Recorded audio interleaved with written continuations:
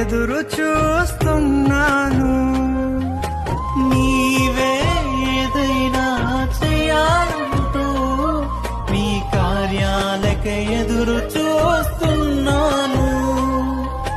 తప్పక చేస్తావని నిన్ను నమ్మి, తప్పక చేస్తావని నిన్ను నమ్మి నీ కరముపై దృష్టి ఉంచినానయ్యా.